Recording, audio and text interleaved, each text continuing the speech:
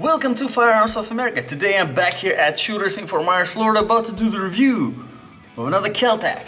And today it is this little freaking thing, P3AT, alright? 2.75 inch barrel, chambered in 380 auto.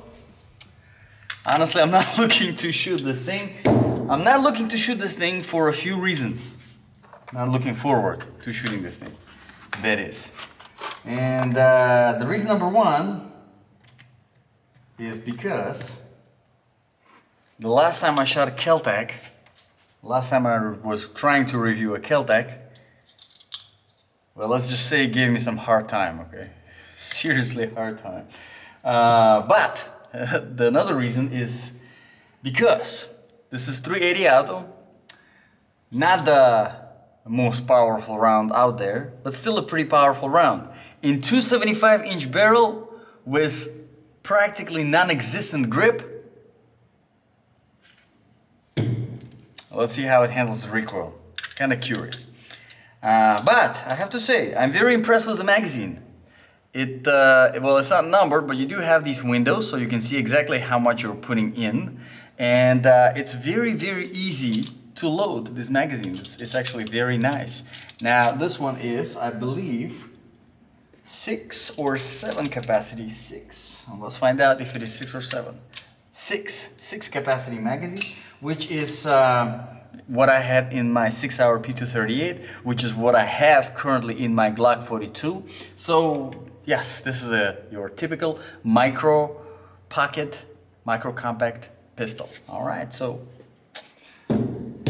the moment of truth. Let's do some shooting. So I will start with a little white circle on the bottom because it's the most untouched so far. And then I'll probably, for the next reviews, I'll have to switch to another lane because this is all destroyed. Oh man, making work for Mr. Quitty. All right. So let's see the moment of. I'm kind of scared, to be honest, of this thing, but okay. I like the slide. Okay, so let's see what we can do with this, if we can do anything with this at all.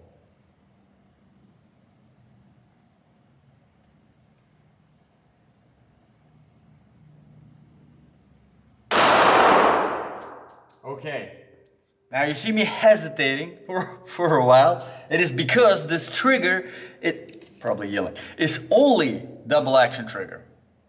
So on top of this being 275 inch barrel, on top of non-existent grip, it's also only double action trigger. Yes. Which, I mean, is kind of a good thing if you think about it in a way, in a small gun like this, in a pocket carry, because there is no other kind of safety, so the double action trigger itself serves as the safety if you like to carry with one in the chamber. Let's continue shooting. Less talking, more shooting. Okay. Okay, kind of. And I'm glad this is over. Because this actually hurts my hand. Jeez, okay, so. I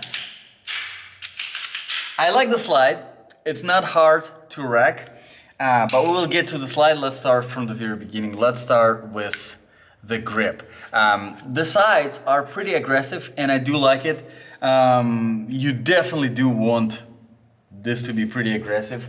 I kind of wish that there was a little bit of a pink extension. This little pink extension here would make a lot of difference, okay, whenever it comes to the proper grip. It would, of course, add a little bit more to the size.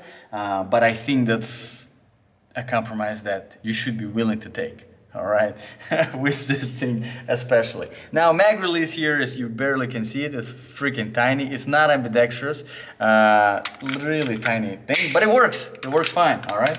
It works fine. This thing, I mean, you can put it in the pocket and you can walk around and nobody will know that you have something in your pocket other than a wallet or a phone. Actually, let me take out my phone there. This is my phone. And this is the gun. Yes, it's smaller than the phone. So very, very impressive. I mean, the size-wise, it's very impressive.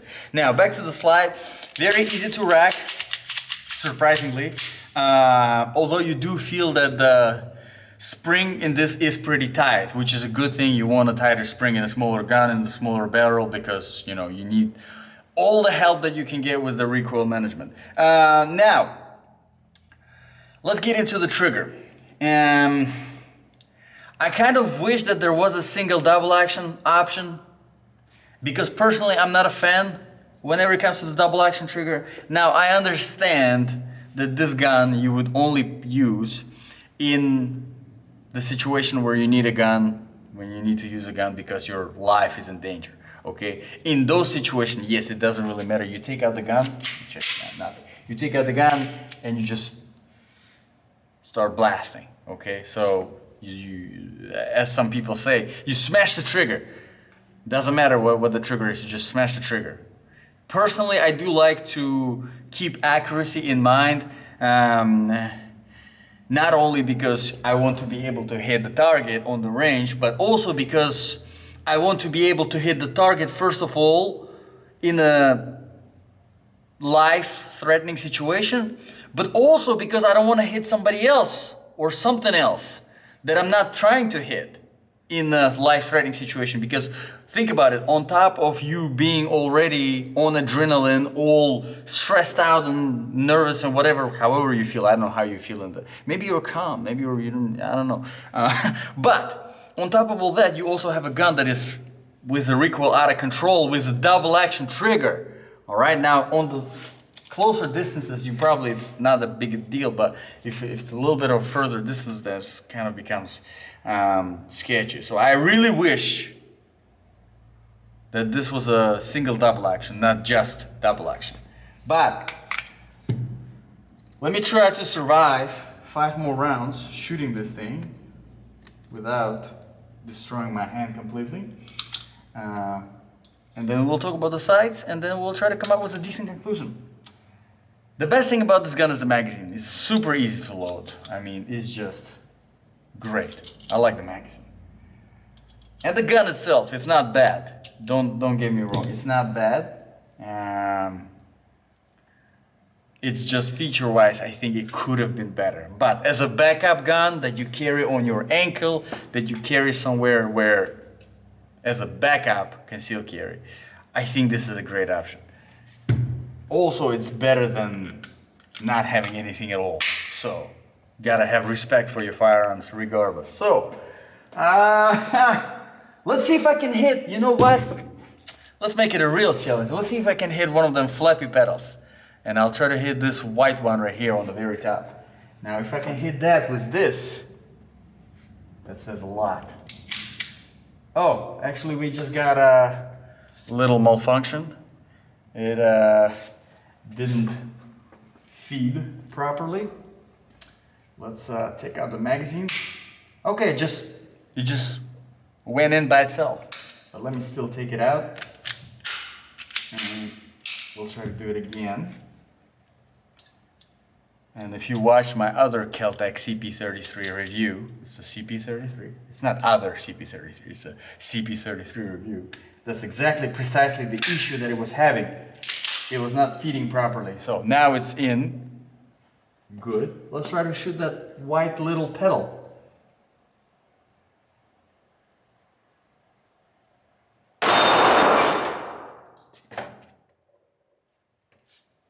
Wow. Let's see if I can hit it again.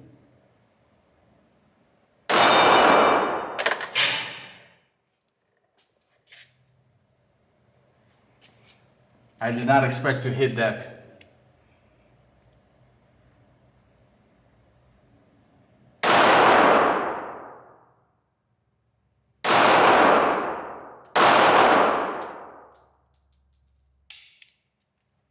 Well, I did not expect to hit it at all. Ended up hitting it twice, so I have to say I'm very impressed.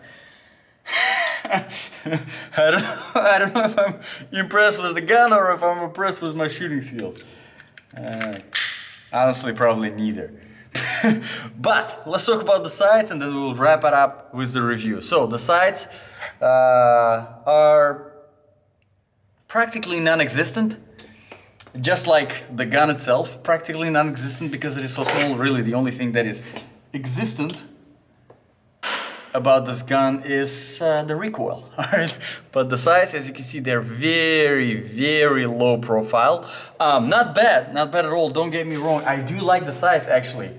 Maybe that's why you could have been much more accurate with this gun, honestly, if it had single action trigger, or at least double single action trigger, not just single action trigger.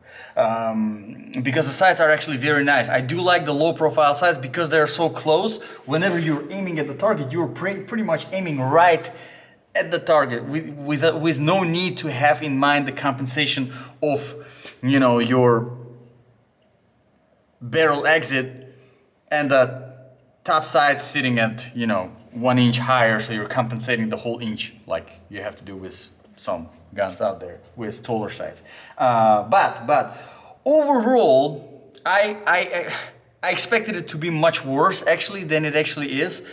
Pretty good aside from little malfunction misfit. I guess it's not that big of a deal when on your first rack, right? If you're carrying one in a chamber, you rack it.